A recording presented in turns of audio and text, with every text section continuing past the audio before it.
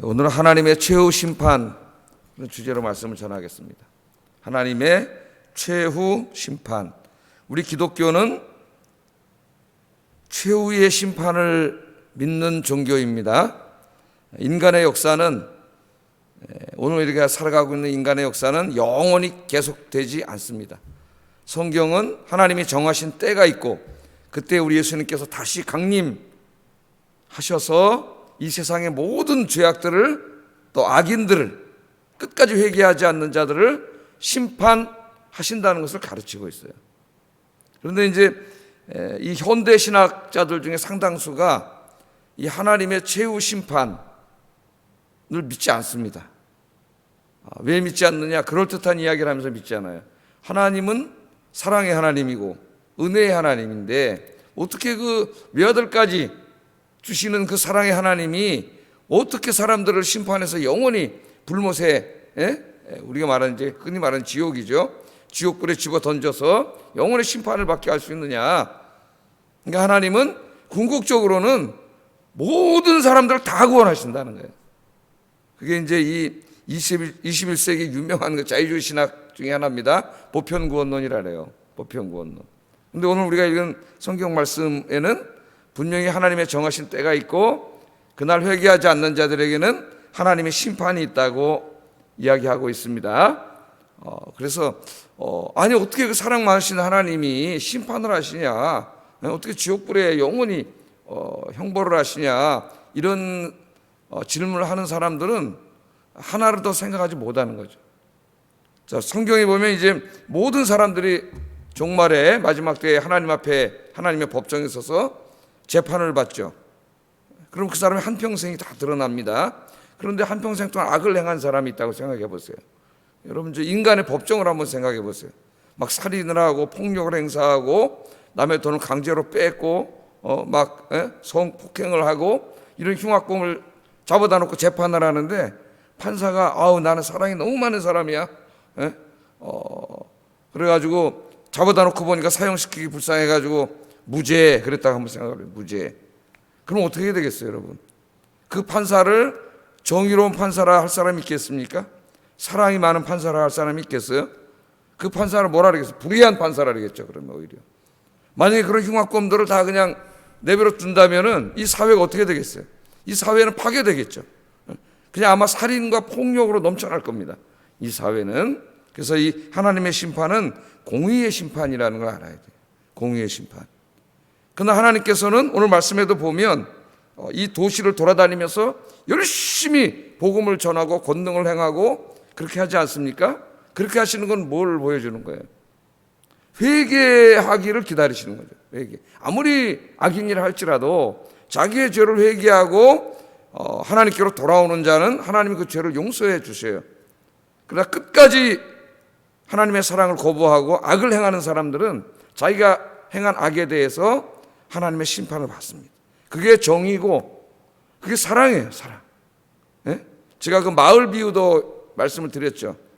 미국의 예를 들어서 그 넓은 미국 땅의 개척시대에 어느 산간에 조그만 마을이 하나 있는데 중앙정부로부터 너무 멀리 떨어져 있어가지고 거기에 이제 보안관을 한 명 보내서 보안관 한 명이 마을에 이렇게 치안을 유지하고 사는데 마을 사람들이 선한 사람들이라서 범죄도 없고 서로 사랑하고 서로 도와주고 평화롭게 사는 마을인데 어느 날 일단에 갱들이 말을 타고 갱들 몇십 명이 쳐들어와가지고 보안관을 죽이고 마을을 장악했어요. 그래가지고 그날부터 무법천지가 됐습니다. 폭력을 휘두르고 남의 집 물건을 강제로 뺏어가고 뭐라 하는 사람은 때리고 자기들 감옥에다 가두고 막 강간을 행하고 이 못된 짓을 막 하면서 자기 멋대로 사는 그런 사회가 돼버렸어요. 살 수 있겠어요, 없겠어요? 선량한 사람들이 살 수가 없어요. 그래서 소망이 없기 때문에 마을 사람들 중에서 젊은이 한 명을 뽑아가지고 몰래 갱들 몰래 중앙정부로 보내서 빨리 의로운 판사를 보내가지고 판사와 군대를 보내서 우리를 좀 구원해 주세요. 그렇게 요청을 했어요. 그래서 그 청년이 가가지고 이제 중앙정부로 몰래 가서 이 사실을 알립니다. 마을 사람들은 이제 소망이죠. 소망이 뭐예요? 그 보낸 청년이 빨리 의로운 판사와 의로운 군대를 데리고 와가지고 이 갱들을 다 어떻게 해야 돼요? 심판하고 자기들에게 자유와 평화를 찾아주는 게 소원이죠. 하루하루 힘들지만 그 소원을 기다리면서 사는 거죠. 예? 근데 어느 날 이제 성공적으로 이 청년이 가가지고 정의로운 판사가 의로운 군대를 거느리고 이 마을로 쳐들어와가지고 그 못된 갱들을 다 잡아가지고 어떻게 해야 돼요? 죄값을 치르게 되죠. 예? 그 갱들을 다 잡아서 심판을 하고 마을 사람들이 다시 서로 평화롭게 살게 해줘야 되죠. 그게 뭐예요? 그게 정의고 그게 사랑이에요. 최후의 심판을 이해하는 가장 좋은 비유라고 그렇게 생각을 합니다. 자, 우리 기독교는 최후의 심판이 있는 날인데 그건 하나님 사랑이 없는 게 아니라 오히려 사랑의 하나님임을 보여주는 게 최후의 심판이에요. 자, 오늘 본문에 이제 그 말씀이 나옵니다. 예수님은 정말 식사할 겨를도 없이, 우리 이제 마태복음 쭉 공부해 왔는데 식사할 겨를도 없이 갈릴리와 온 유대 땅을 두루 다니시면서 천국 복음을 증거했습니다. 회개하라, 천국이 가까이었다. 회개하고 천국의 복을 누려라, 천국 백성이 되라. 간단하게 요구한 그런 말씀이죠. 이 말씀이 그 안에 많은 내용의 말씀이 있겠지만 회개하라, 천국이 가까웠다, 그런 말씀을 하셨고, 하나님 나라 복음에 대해서 설명하면은 믿지를 않으니까, 예수님이 하나님의 아들 메시아의 구원자라는 걸 믿지 않으니까 믿게 하시려고 권능을 행하셨죠. 그래서 지금 우리 마태복음 8장 9장에서 보면 예수님이 행하신 권능들이 쭉 거기 많이 나오죠. 10가지 이야기들이 나오죠. 귀신도 쫓아내고 병자도 고치고 막 풍랑도 잔잔케 하시고 막 이런 기적을, 권능을 행하시는 거죠. 권능을 행하시는 이유는 뭐예요? 믿게 하려고. 어떻게든지 이 죄를 짓고 있는 사람들이 예수님 자신이 하나님의 아들 구원자요 메시아임을 믿게 하려고, 그래서 회개하고 하나님께로 돌아가게 하려고 예수님이 복음도 전하고 권능도 막 행하신 거죠. 권능을 행하는 게 목적이 아니라 권능을 행함으로 그들을 믿게 하기 위함이 목적이었어요. 예수님이 그렇게 복음을 전하시는데 끝까지 믿지 않고 거부하는 사람들이 있습니다. 오늘 이제 그 사람들이 나오는데요. 예수님이 회개하고 천국의 복음을 누리라고 선포하면 자신들은 의인이라서 회개할 게 없다고 하는 사람들도 있고요. 또 예수님이 병을 고치고 귀신을 쫓아내고 막 풍랑을 잔잔케 하고 이런 엄청난 권능을 행하면 야, 저 귀신의 힘을 빌려가지고, 귀신의 왕인 바알세불의 힘을 빌려가지고 귀신을 쫓아낸 저 귀신 들린 자라고 예수님한테, 세례요한한테도 귀신 들린 자라고, 또 어떨 때는 어제도 공부했지만 먹기를 탐하고 마시기를 좋아하는 자, 죄인과 어울리는 자라고 비난하면서 끝까지 회개하지 않습니다. 자, 오늘 본문에는 그 회개하지 않는 사람들 중에서도 세계 도시에 살고 있는 사람들에 대해서 이야기해요. 이 사람들은 더 회개하지 않는 사람들이에요. 자, 20절 먼저 한번 읽어보겠습니다. 시작.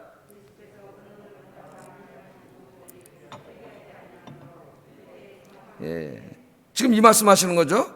어느 마을에 가서 어느 도시에 가서 예수님이 권능만 행한 게 아니에요. 먼저 가장 중요한 거는 하나님 나라의 복음을 전했어요. 천국 복음을 증거하고 그 천국 복음을 믿게 하려고 메신저가 확실히 해야지 믿잖아요. 권능을 행하고 능력을 행하고 막 예수님이 그렇게 하셨는데, 그렇게 했는데도 회개하지 아니었다는 거예요. 그래서 예수님이 어떻게 하셨다는 거예요? 책망을 하셨다고 얘기해요. 책망을. 그러면서 이제 그 다음부터 세계 도시 사람들에 대해서 이야기합니다. 세계 도시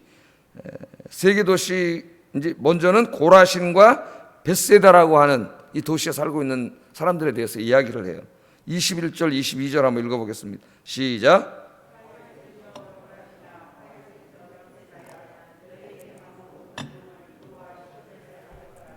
그들이 벌써 베옷을 입고 제에 앉아 회개하였으리라. 내가 너희에게 이르노니 심판날에 두로와 시돈이 너희보다 견디기 쉬우리라. 그렇게 말을 합니다. 자, 먼저 예수님은 두 도시에 대해서 얘기하는데 고라신과 벳세다라고 하는 곳에 대해서 이야기를 합니다. 자, 여기 가서 예수님이 천국 복음을 행하시면서 뭐를 많이 행했다 그랬어요? 다른 마을들보다도, 다른 도시들보다도 권능을 더 많이 행하셨다 그랬어요.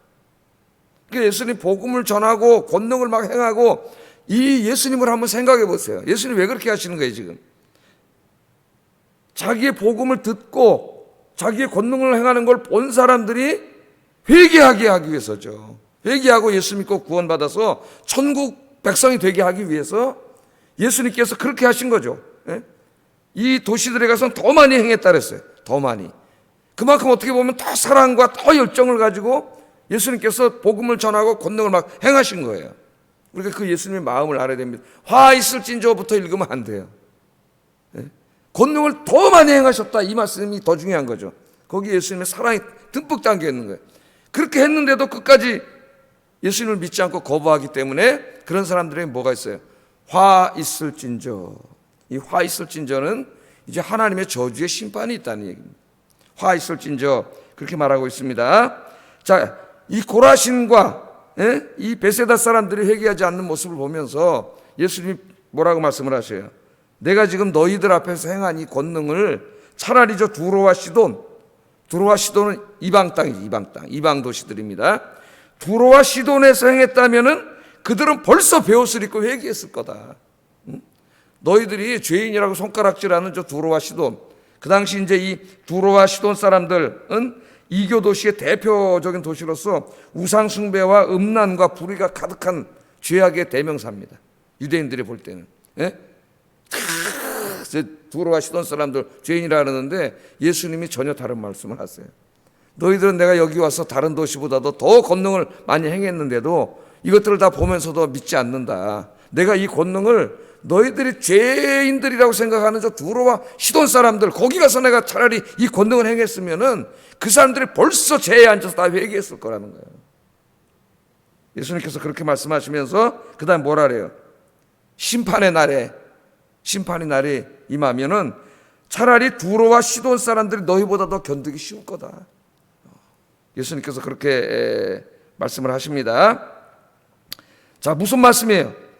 시돈과 두로 사람들이 그 당시에 그 음란과 폭행과 모든 불의를 행하는 것의 대명사였는데 그 사람들의 죄보다도 이렇게 예수님의 말씀을 듣고 권능을 행하신 것을 보면서도 그렇게 더 큰 예수님의 관심과 사랑을 받으면서도 끝까지 회개하지 않는 죄가 더 큰 죄라는 거예요. 더 큰 죄.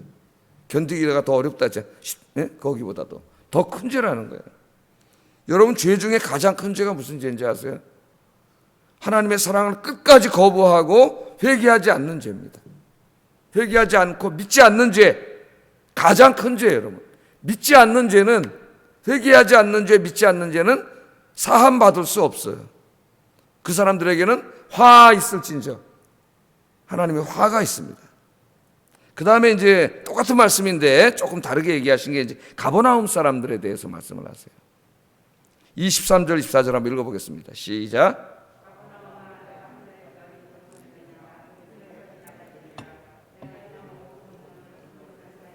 그 성이 오늘까지 있었으리라. 내가 너희에게 이르노니 심판날에 소돔 땅이 너보다 견디기 쉬우리라 하시니라. 아멘. 그렇게 말씀을 하세요. 가버나움은 예수님의 집이 있었죠.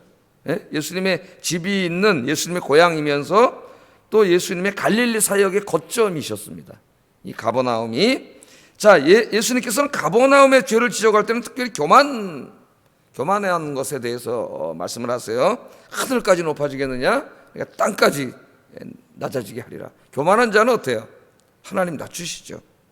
자, 하여튼 이 교만에 대해서 이야기를 하는데 이 의미는 위에 있는 두 도시에게 하신 말씀과 의미는 사실상 같습니다. 소돔과 고모라는 성경에서 계속 뭐로 나와요? 악의 대명사고, 그래서 하나님의 유황불 심판을 받아서 멸망해서 없어진 도시입니다. 소돔과 고모라인데 소돔에 대해서 예수님께서 말씀을 하시면서 내가 지금 너희들에게 가버나움에 가서도 예수님 권능을 많이 행하셨는데 안 믿으니까 끝까지 얼마나 사악한지 믿질 않아요. 계속 악을 행하면서 사는 거예요. 오히려 예수님 귀신 들렸다 그러고 죽이려고 그러고 회개하지 않아요. 그러니까 내가 차라리 소돔 땅에서 이 권능을 행했다라면은 소돔 땅이 망하지 않고 오늘까지 존재했을 거라는 거예요. 그 말은 뭐예요? 그 당시에 소돔 땅은 폭력과 음행이 가득 찼고 불의가 가득 차고 그 다음에 심지어 동성연애까지 가득 찬 것이라는 거 우리 로세 얘기를 통해서 알지 않습니까? 그래서 하나님 유황불 심판이 내린 곳인데 내가 그렇게 사악한 사람들이라 할지라도 이 권능을 그 사람들 앞에 가서 행했으면은 그 사람들 다 회개했을 거라는 거예요. 그러면 소돔 땅이 안 망했겠죠. 그래 소돔 땅이 안 망했을 거라는 거예요. 소돔 사람들도 회개했을 텐데 너희들이 회개하지 않는다는 거죠. 그러면서 마지막 최후 심판의 날에 소돔 땅이 너희보다 견디기 쉽겠다. 똑같은 말씀을 또 예수님이 하십니다. 그러니까 소돔 사람들이 지은, 그래서 유황불 심판을 받았잖아요. 그 죄악보다도 더 큰 죄가 무슨 죄예요? 예수님이 이렇게 사랑의 손을 내미는데도 끝까지 그것을 거부하고 회개하지 않은 죄, 예수 믿지 않은 죄가 가장 큰 죄예요. 가장 큰 죄. 회개하지 않고 믿지 않는 죄는 용서받지 못합니다. 이 사람들에게는 화 있을진저 하나님의 종말론적인 심판이 기다리고 있어요. 영원한 불못의 형벌을 받게 됩니다. 예수님께서 이 말씀을 지금 여기서 하고 계시는 거예요. 자, 그 마지막 날 어떤 일이 벌어지느냐, 계시록의 말씀을 통해서 한번 좀 보겠어요. 최후 심판의 날, 계시록 6장 13절 17절. 자, 한번 읽어보겠습니다. 시작. 설익은 열매가 떨어지는 것 같이 땅에 떨어짐에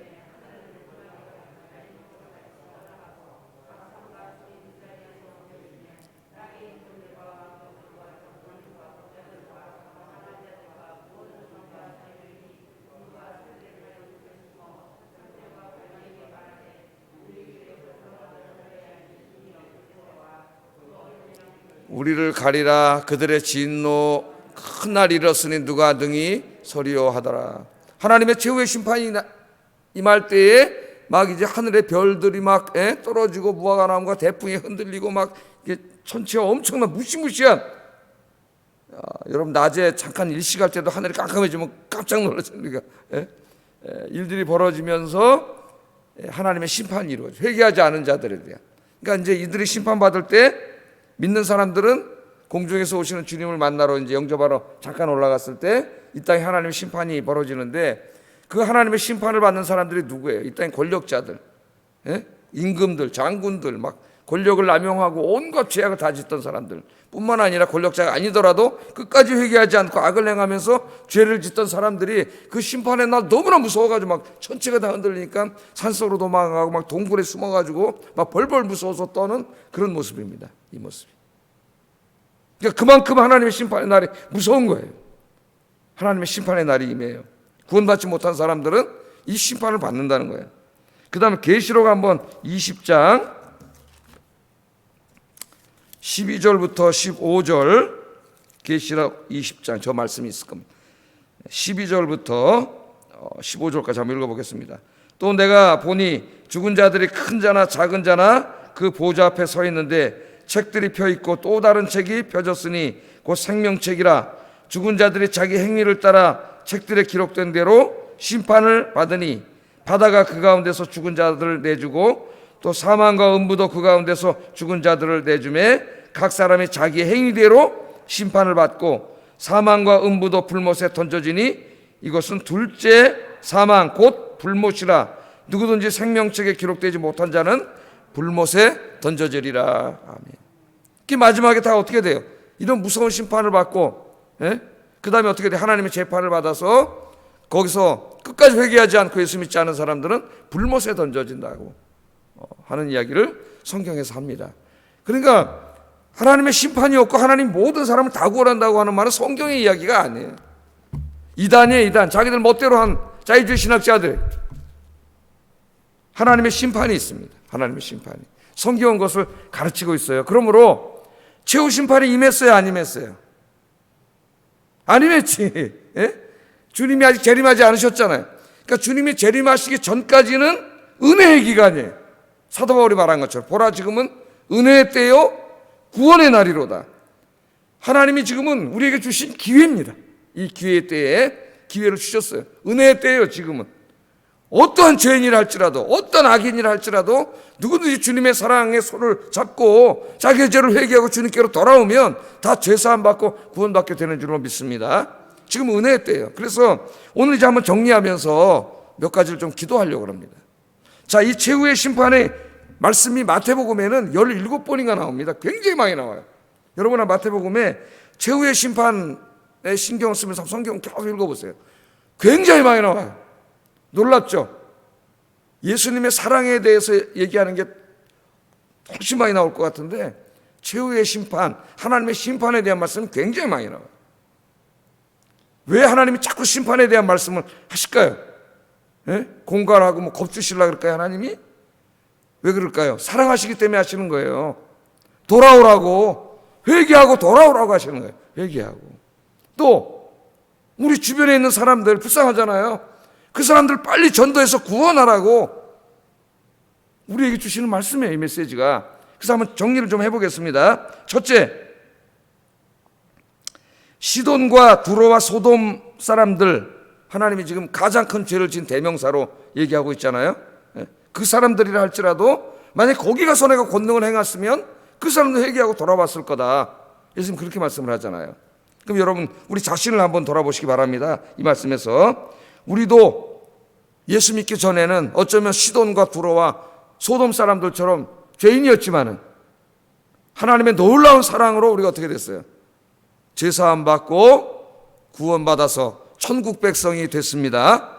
우린 구원받았잖아요. 도저히 구원받을 수 없는 사람들인데 주님의 놀라운 은혜로 우리가 다 구원받았습니다.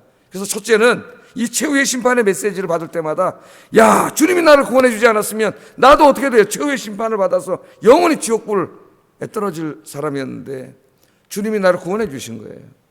사람들 내 가족을 통해서 나를 구원해 주셨던, 친구를 나에게 보내주셨던, 하여튼 누구를 통해서 구원을 해주셨든지 주님이 나를 구원해 주셨잖아요. 그래서 최후의 심판의 메시지를 들을 때 첫째 생각해야 될 게 우리가 감사를 해야 됩니다. 감사.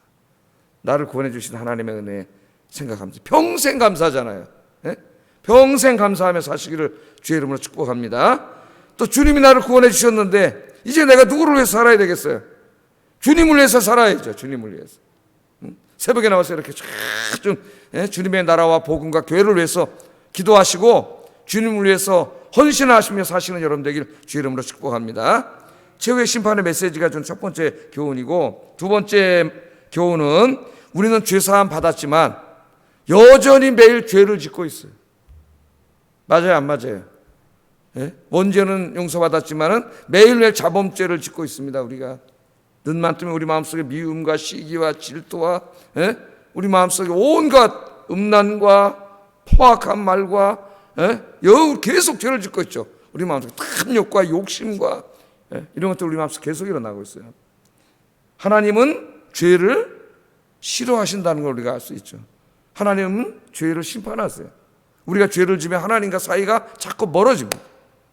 그래서 이 죄의 문제는 그날 해결해야 된다 그랬죠. 제가 날마다 아침에 저녁에 하루를 시작할 때 기도로, 하루를 마감할 때 기도하실 때마다 늘 자신이 그날 지은 죄와 허물을 바라보면서 철저하게 회개하시는 여러분 되기를 주의 이름으로 축복합니다. 그리고 오늘도 이제 세상에 나가기 전에 주기도문을 기도하잖아요. 좀 이따 그 주기도문에 뭐라고 기도하고 하루를 시작하라 그랬어요? 우리의 죄를 사하시고 우리를 시험에 들게 하지 마옵소서. 오늘도 하나님 세상에 나갑니다. 세상에 나가서 마귀의 시험에 들어서 죄 짓지 않게 하여 주시옵소서. 악에게 지지 않고 승리하게 해 주시옵소서. 오늘도 기도하고 승리하는 하루가 되길 주의 이름으로 축복합니다. 이제 이 최후의 심판이 주는 두 번째 교훈이고요. 세 번째 교훈은 오늘 우리는 참 이 무서운 말씀을 듣잖아요.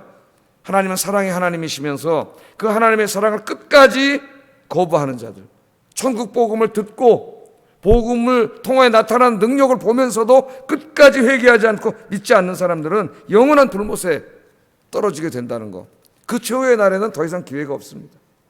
그러므로 지금이 기회의 때잖아요. 지금 이 시간 우리 주변에 우리가 사랑하는 사람들, 아직까지 회개하지 않고 예수 믿지 않은 사람들 얼마나 더 시간이 남았는지 우리는 알지 못해요. 왜? 우리는 내가 언제까지 살지 알 수가 없습니다. 하나님 부르시면 가야 될 인생이기 때문에 그 기회가 언제인지 알지 못해요. 굉장히 전도는 시급한 거예요. 얼마나 시급하면은 그 지옥 형벌이 얼마나 무서운 형벌이면은 하나님께서 인간의 몸을 입고 이 땅에 찾아오셨겠어요. 한번 생각해 보세요. 이 땅에 찾아오셔가지고 이 지금 여기 있는 말씀처럼 온 도시를 돌아다니시면서 복음을 전하시고 권능을 행하시고 믿게 하시려고 그렇게 하셨겠습니까, 여러분? 예수님께서 이 세상에 오셔서 보시니까 이 세상에는 온통 지옥 형벌을 받은 사람들로 가득 차 있는 거예요. 너무나 안타까운 거예요. 그러니까 예수님이 어떻게 했다고요? 갈릴리와 유대 전역을 두루 다니시면서 식사할 겨를도 없이 두루 다니시면서 만나는 사람들에게 복음 전하고 권능을 행하신 거예요. 우리가 오늘 예수님의 마음을 알아야 됩니다. 끝까지 회개하지 않는 예루살렘 성을 보면서 예수님이 우셨다 그래요. 누가 보면 우셨습니다. 한탄을 하셨죠. 예루살렘아 예루살렘아 선지자를 죽이고 너에게 파송된 자를 돌로 치는 자요, 암탉이 지 새끼를 날개 아래 모음같이 내가 너희의 자녀를 모으리 한 일이 몇 번이냐. 그러나 너희가 원치 아니하였도다. 이제 너희가 황폐하여 버림받으리라. 그 말씀 이후에 이스라엘은 나라를 잃고 2000년 동안 나라가 없이 살았어요. 그 이스라엘의 심판은 앞으로 있을 최후 심판에 비하면 아무것도 아닌 거죠. 그래서 예수님이 우신 거예요. 예수님이 그 모든 사람들을 구원하려고 오셨는데 십자가에서 자기 생명까지 주셨는데도 지금도 믿지 않는 사람들이 너무나 많아. 우리가 전도를 하고 복음을 전하는데도 이 예수 믿고 그 삶의 변화가 나타나고 사람이 변하고 생명이 살아나고 그런 모습이 보이는데도 믿지 않는 사람들이 너무 많아요. 그 사람들이 우리 가족이고 친구고 이웃이고 내가 사랑하는 사람들입니다. 우리 예수님께서 부활하신 후에 제자들을 찾아오셔서 이렇게 말씀을 하셨어요. 요한복음 20장 21절 읽어보겠습니다. 시작. 아멘. 하나님 아버지께서 예수님을 왜 보내셨어요? 이 세상을 구원하라고. 그것도 자기 목숨을 십자가에서 줌으로 구원하라고 보내셨어요. 그게 예수님 말씀하신 겁니다. 아버지께서 세상을 구원하라고 나를 보내신 것처럼 이제는 이 세상을 구원하기 위해서 내가 너희들을 보낸다. 그래서 교회는 모이는 교회, 흩어지는 교회입니다. 모여서 예배드리고 기도하고 흩어지면 전도하고 선교하는 교회. 그게 하나님이 교회에게 원하시는 참 교회 모습이에요. 교회 모습. 오늘도 세상에 나가서 이 주님의 사랑을 모르고 영원한 심판의 길로 가는 사람들을 불쌍히 여기고 열심히 전도하여 다 가까운 사람들을 구원하는 여러분 되기를 주의 이름으로 축복합니다. 기도하겠습니다.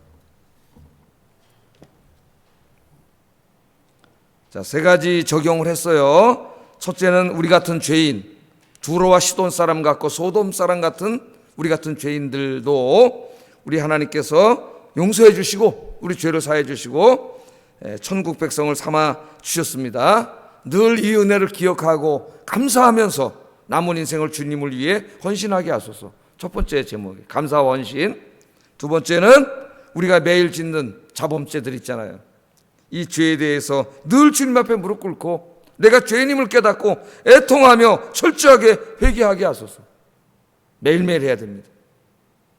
그 다음에 세 번째는 최후의 심판의 날 이 끔찍함을 바라보면서 내 주변에 사랑하는 사람들에게 빨리 복음 전해서 다 구원하게 하소서. 이 세 가지 제목 생각이 안 나시면 눈뜨고 하나씩 보면서 1번, 2번, 3번 기도하셔도 됩니다. 같이 기도하겠습니다. 사랑과